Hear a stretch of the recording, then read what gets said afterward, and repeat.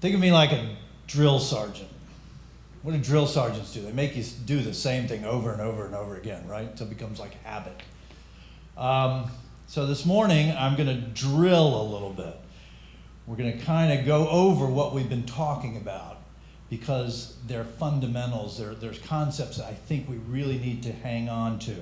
So if you've been with us, you know we've been talking about going from a slave to a warrior like the Israelites did. And in that concept, if you remember the Israelites, they're the sons and daughters of Abraham. They're children of a promise. Remember the promise that God gave to Abraham? I'm going to give you this land as far as you can see. This land is going to be yours. You, Abraham, who have no children, I'm going to give you so many children, it's going to be like the stars in the sky. And you will become a nation, and your nation will bless every other nation on earth. That's quite a promise. So those were the children of promise. But what happened to them? They went down to Egypt, and they became slaves.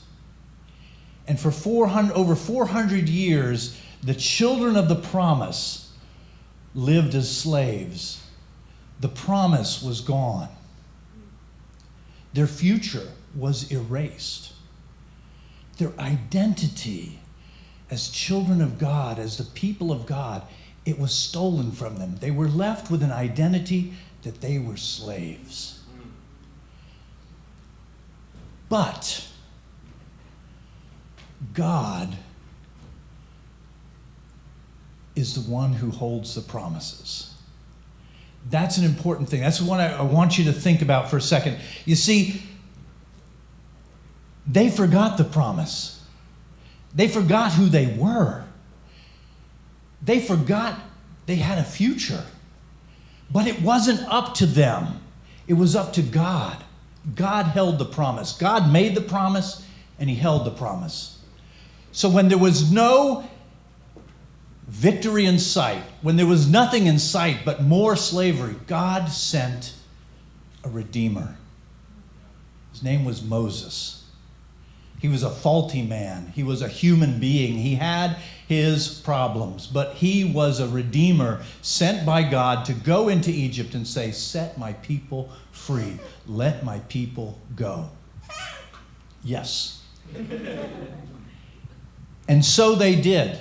God redeemed the people miraculously through the demonstration of power. He set his people free.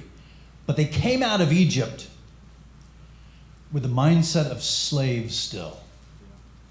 They were set free. They had been given freedom. But they still had a mindset of slavery. The problem was that God had expectations for them, because even though they had been given freedom, the promise, they still had to fight for. The future, they still had to fight for. They had to go into the land that had been promised to them.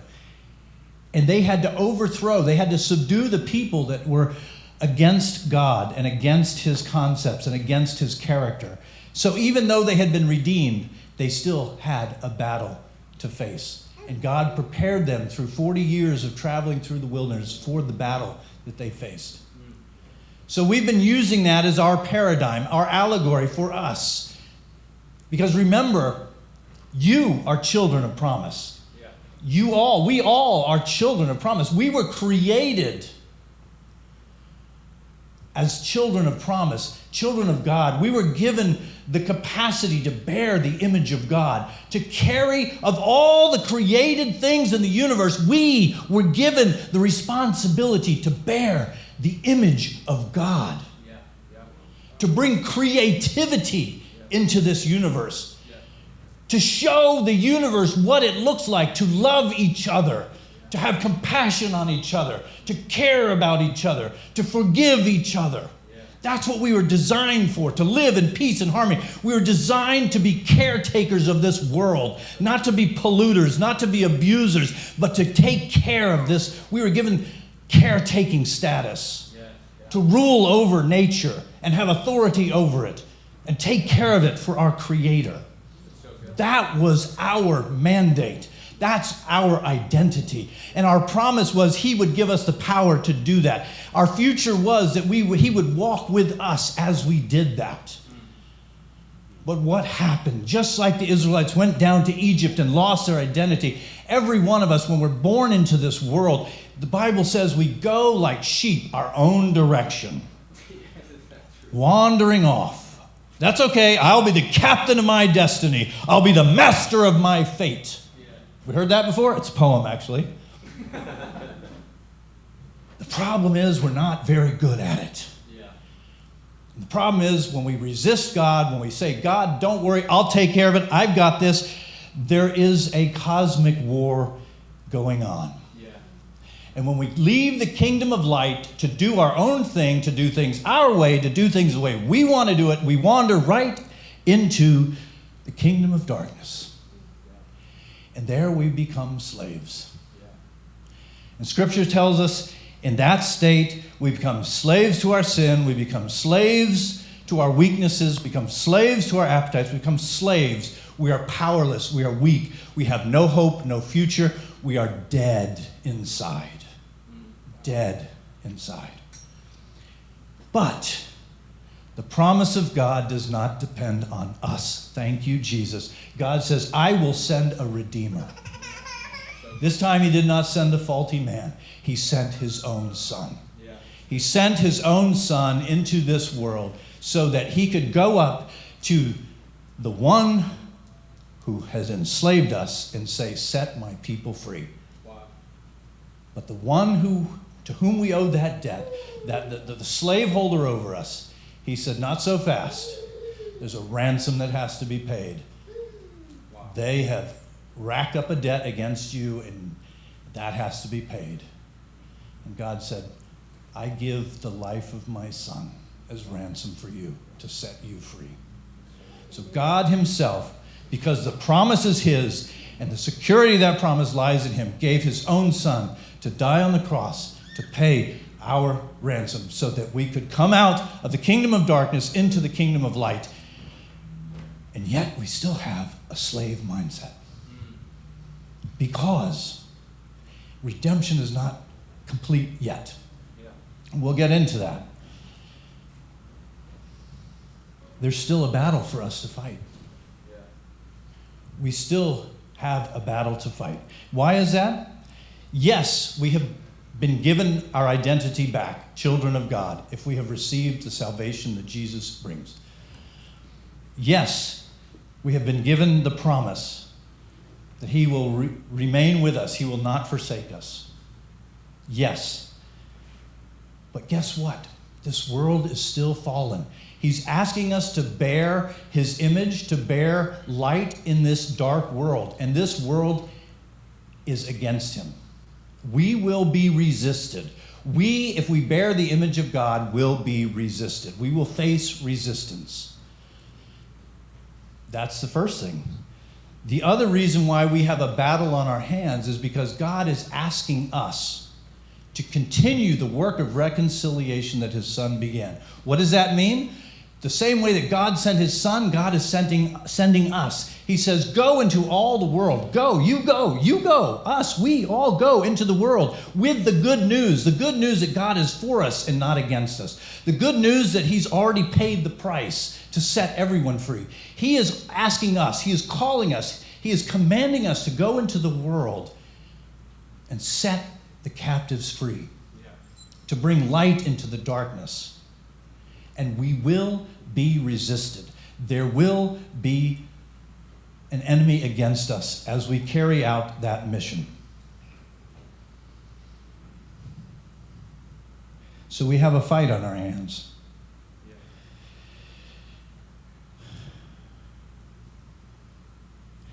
And to experience a full redemption of our promise, we will have to fight for it. So our new mission is revealed: to become warriors, to be image bearers in enemy territory, to carry the good news that redemption is for the whole world, to rescue the lost. Who are we fighting? What are we fighting? 3 things. 1, we're fighting our flesh. That sounds a little, that sounds old school. That sounds like old Christianity. In some ways, it almost sounds like, hey, we're masochistic. We're fighting our own flesh. We got to fight our flesh. What do? Beat ourselves up? Do we flagellate ourselves? Do we do that? Is that how we defeat our flesh? Well, what is the flesh?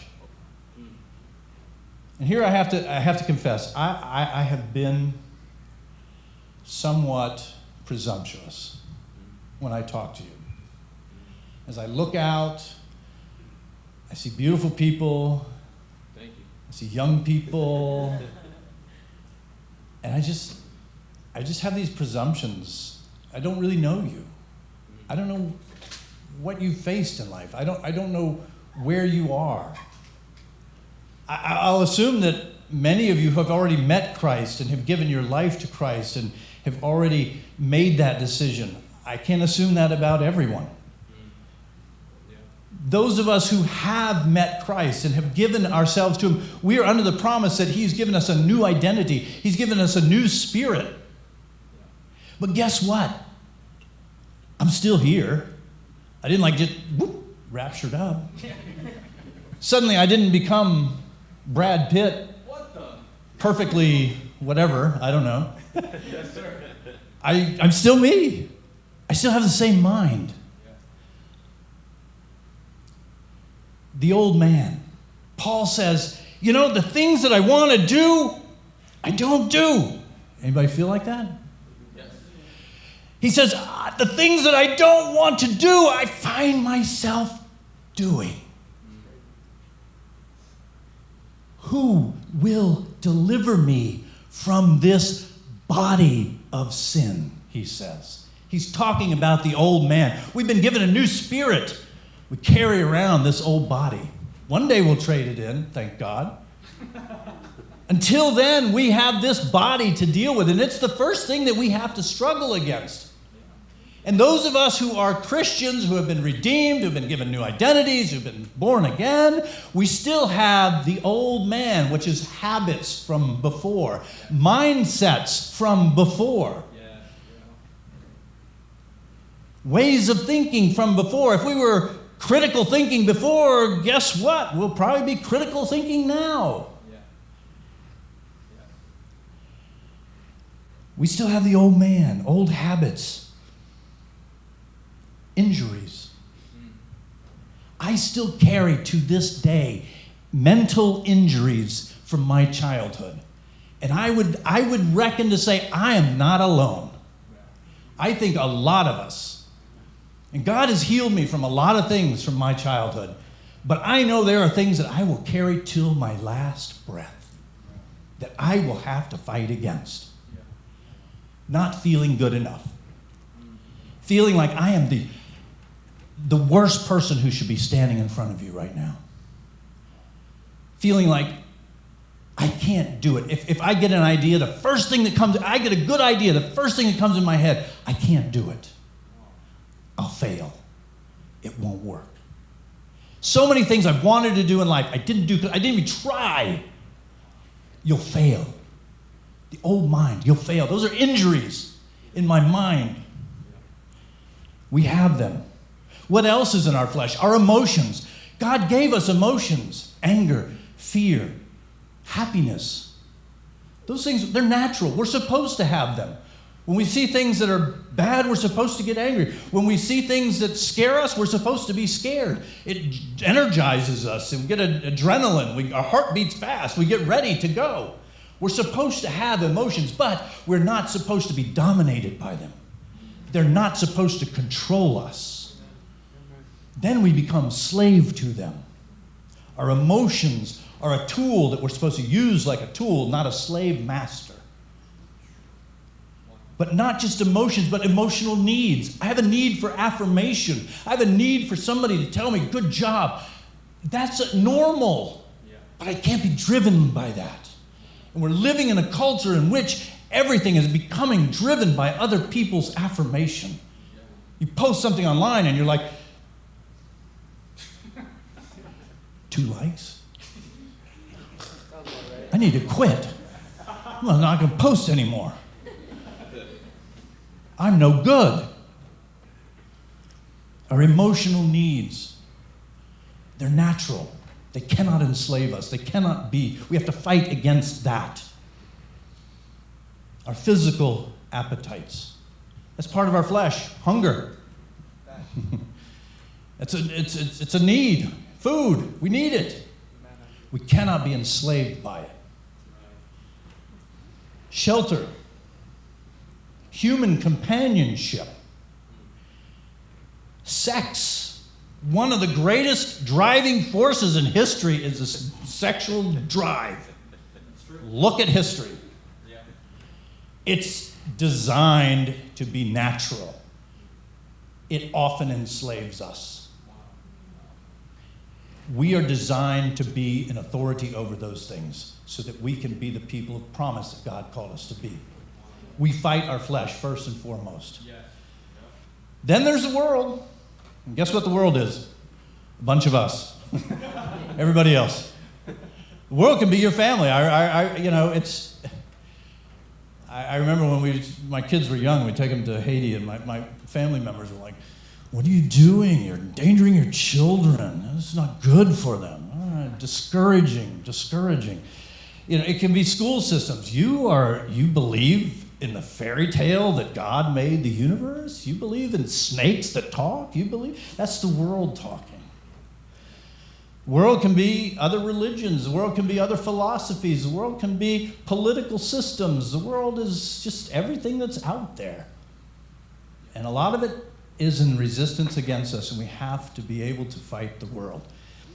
Jesus said, don't love. It's also what the world offers. The world offers a lot of cool stuff. You go down to Las Vegas, and it's like really cool at night. You drive around there in the day, you see people puking on the street and passed out, and you're like, oh, the world, two sides to the world. So we have to fight the world. We have to fight our own flesh. But Scripture also tells us there's something else we have to fight. That's the devil.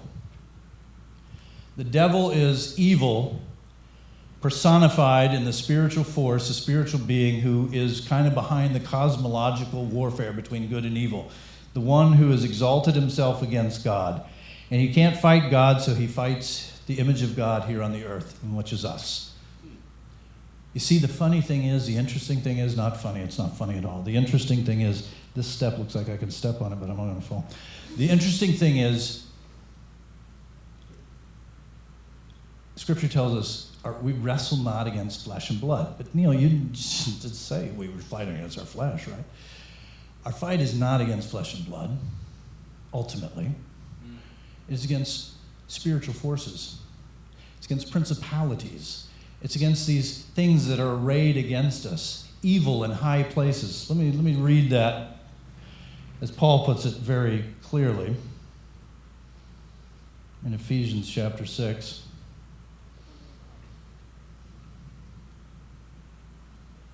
I at one point had this memorized, but I don't trust my memory because I get nervous. Our struggle is not against flesh and blood, but against the rulers, against the powers, against the world forces of this darkness, against the spiritual forces of wickedness in the heavenly realms. See, there's a spiritual side to this universe. There's a spiritual dimension in which a lot is going on that we can't see. That is where evil is embodied in personal forces that are arrayed against us. My flesh, my desire to eat ice cream, that gravitational pull toward the freezer when I know there's Haagen-Dazs Rocky Road in there, that's not going to kill me. My parents telling me not to take my kids to Haiti because it's not safe, that's not going to kill me. Satan wants to kill me. When my emotions get so bad in my head that say I'm absolutely worthless and helpless and hopeless and I have no value whatsoever to anybody, those emotions that wouldn't kill me, evil gets in there and tells me, do it. Take your life. Nobody will notice. Or maybe somebody will notice for the very first time. Evil can get into our thoughts and kill us. That is what Satan wants to do. Evil can get into the world. The principalities can get into the governmental forces, get into the philosophies and kill us. You want to take a look at the Middle East and see what's going on there? You think that's just human beings? Or are there portals opened up to the spiritual world which are bloodthirsty? Talked to the leaders of Hamas. They interviewed them and they said, none of that really was our strategy. But you open doors to hatred? Yeah. My mother-in-law used to say, you can open the door to Satan, but you can't tell him where to sit down. Meaning, you open those doors, you have no control over the extent of what happens. And I'll tell you what will happen. Satan has one goal: to kill, steal, and destroy. That's why our ultimate enemy, we have to fight our flesh, we have to fight against the philosophies of the world, but our ultimate enemy is spiritual, because that is the one that wants to destroy us and to destroy everything that has the image of God on it. So we must, as I've said before, there's no Switzerland. You're in a fight whether you want to be in it or not. You're in a fight whether you've met Jesus or not. You're in a fight whether you've met Jesus and you think everything is good because you live in America, because it's prosperous. No, you're in a fight because Satan wants to destroy your soul. He wants your children's soul. He wants your grandchildren's soul. He wants everybody. He's a roaring lion. He is a crouching lion. He wants to destroy us. We are in battle whether we want to or not. So how do we fight? We've been talking about this past several weeks. And I want to sort of group what we've talked to so far into a sense of what we've talked about so far is how to defeat the enemy within and how to defeat the world outside, how we have victory in the world and within ourselves. We've talked about integrity. One was our first element of victory. Integrity. What is integrity? Integrity is choosing to do right when nobody's looking. Integrity is doing the right thing when doing the wrong thing is easier. Integrity is choosing to do the right thing even though the right thing doesn't feel as good as the wrong thing. That's integrity. Being what you say you are. Second thing I talked about gratitude, choosing to be thankful. Here's that word again, choosing to be thankful. And worshipful, regardless of the circumstances. See, gratitude comes by looking at maybe the chaos around you, the problems that are around you, and choosing, making a choice. You're taking authority over your emotions. In integrity, you're taking authority over your appetites, over your emotions. In gratitude, you're taking authority over your emotions. Hope. My daughter spoke about hope when she talked about the apocalypse and what's coming and the fact that it looks like the apocalypse is happening right now. As I was listening to her message, I kind of wrote down a statement. Hope. Because sometimes we think about hope as like, I hope there's chocolate ice cream in the cafeteria tomorrow. or I'm going to the beach, I hope it doesn't rain. It's kind of like a fantastical wish, right? Hope. But there's an old song that says, my hope is built on nothing less than Jesus and his righteousness. That's not a fantastical wish. That's a hope that's different. A hope that is, what I wrote down, a conviction. A conviction about how your future will unfold based on your faith in the one who holds your future. That's what hope is. Your hope is you choosing to believe that the one who holds the universe in his hand says, I love you, I have a plan for you, I have promises for you, I have an identity for you, and your future will unfold no matter what your present looks like. Not because of you, not because of your ability to hold things together, not because of your talent, not because of what you've accomplished, but because of who he is. and what he has promised to you, that he has a hope for you, a future for you, a plan for you. And your hope rests in him. Courage. Kathleen brought us great talk about courage. What is courage? Courage is the opposite of fear, right? No. Fear is an emotion, right? Fear is an emotion. Courage is choosing to do the right thing when we are afraid. Fear is looking at the circumstances, feeling our heart beating, feeling like nervousness, knowing that I have a choice to make and choosing to do what's right. You take authority over your fear. I will not live in fear. I will not be a slave to fear. I will do what's right. Those are the things that help us gain control over emotions, over the old man, our old self, gives us ability to deal with the world. But how do we fight the devil? How do we fight the devil? And remember, he's outside your door. He's crouching, waiting for you. He's the one that is behind those voices that you just can't get rid of. He's behind the habits that you feel like you just can't get past. He's the one that is making sure those things will take you down. I'd like to go to 2 Corinthians chapter 10, verse 3. Paul gives us an example. This message I'm going to have to divide into two. I'm not here for the next 2 weeks, unfortunately. I'm taking my daughter to New York, Alex. She's going on a 5-year mission. No, I don't know what it is. To seek out new life forms. To go boldly where no man has gone before.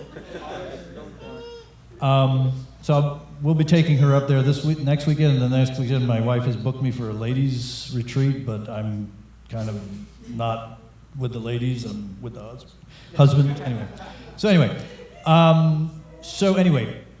here's the situation in 2 Corinthians chapter 10. Paul the apostle. You know, Paul is a big dude in the faith, right?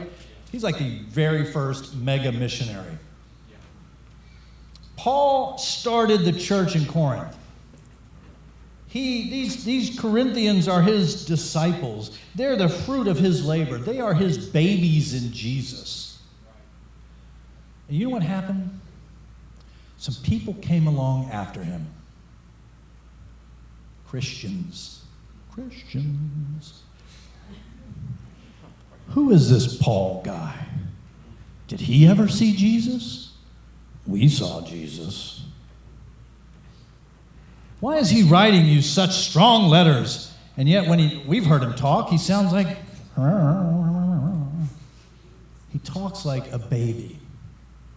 Remember, Paul said, when I came to you, Paul was a brilliant, you read Paul's writings, brilliant mind. Paul said, when I came to you, I determined I would know one thing, Jesus Christ and his redemption for us, him crucified. That's my focus. That's what Paul focused on.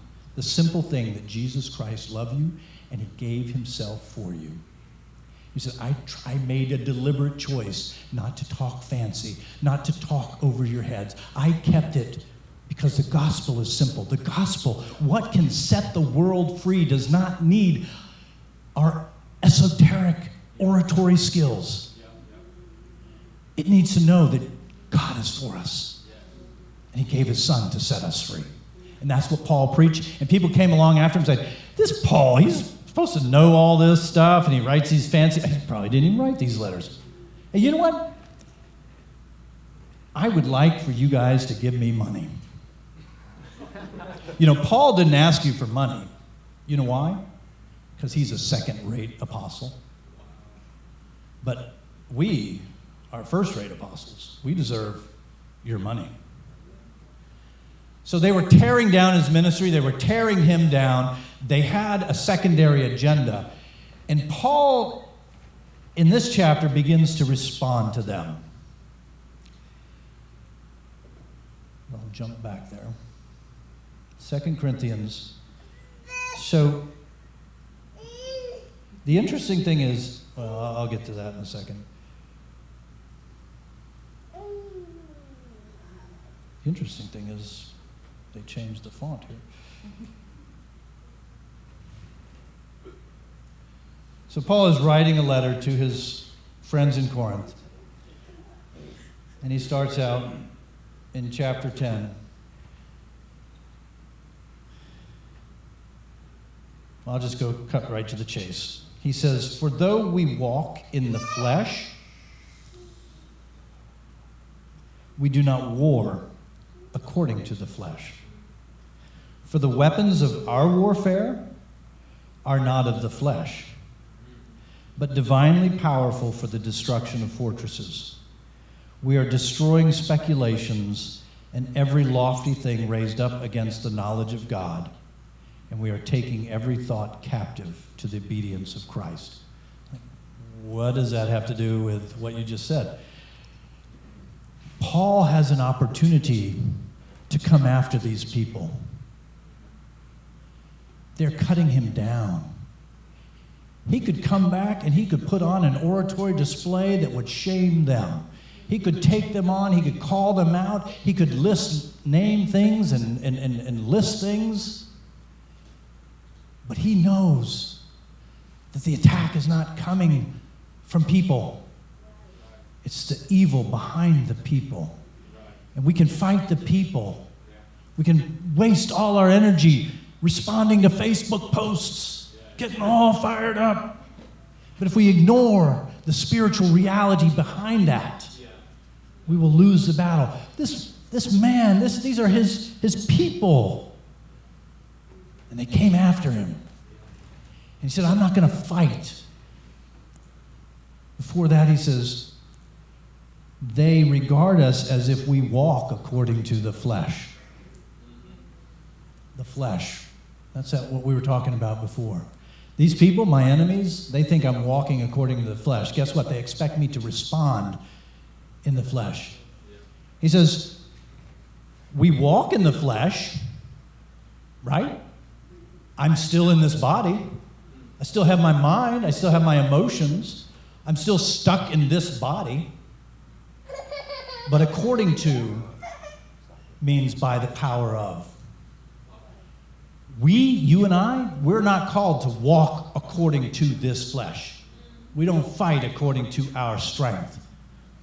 We don't fight our flesh according to our strength. We don't fight the world according to our strength in our flesh. We don't fight Satan with the power of our flesh, because guess what? Our flesh gets tired. We will lose that fight. We don't have the stamina for that fight. We will give in, and we will never impact the spiritual forces behind what is coming after us. Paul says, I am going after them. He says, we walk according to the power of the Spirit in Romans 8:4. We don't walk according to the flesh, we walk according to the Spirit. So since I walk according to the Spirit, even though I have to walk in my flesh, I will use weapons that are spiritual in nature. And what do these weapons do? They are divinely powerful. Thank God. They are empowered by God Himself.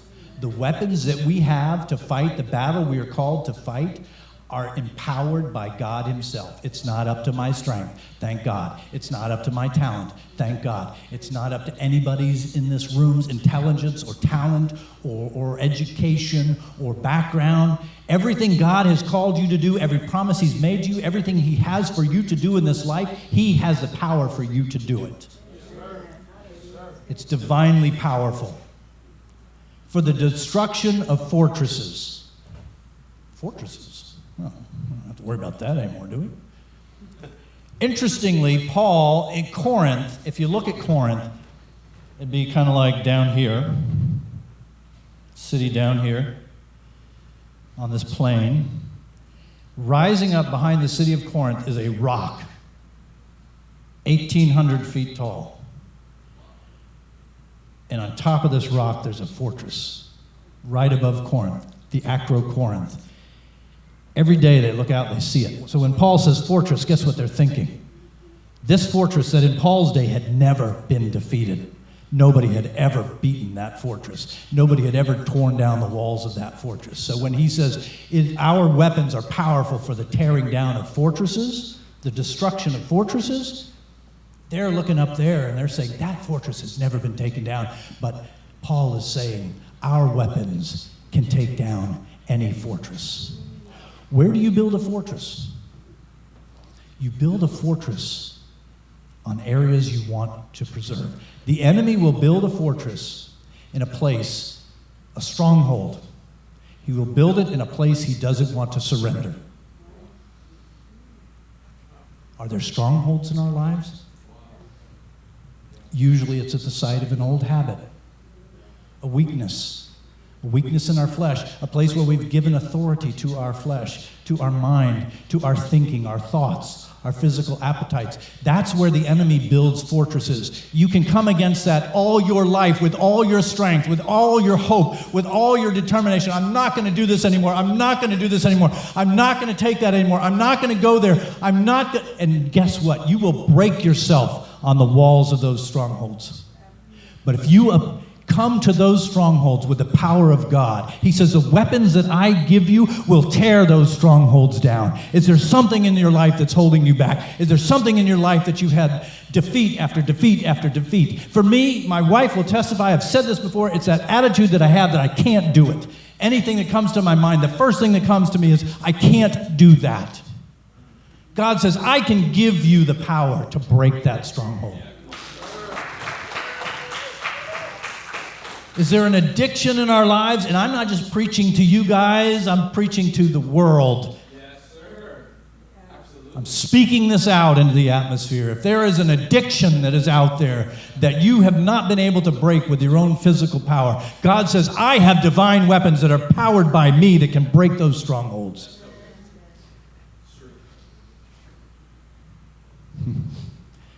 We destroy speculations and every lofty thing raised up against the knowledge of God. Lofty thing, as they were sitting there looking out their window, lofty thing, that will never come down. That will never come down. What has been spoken about you over your life? You will never do this. You will never accomplish this. What lofty thing has taken dominance in your life that you look up and say, I can never do that. I will never get over this. I will never have authority over that. What has been done to you? What has injured you? What has been spoken over you? Who has arrayed themselves against you in your life? What past are you fighting against? He's a kid of a single mother who cleans toilets for a living. He wears clothes that everybody else has thrown away.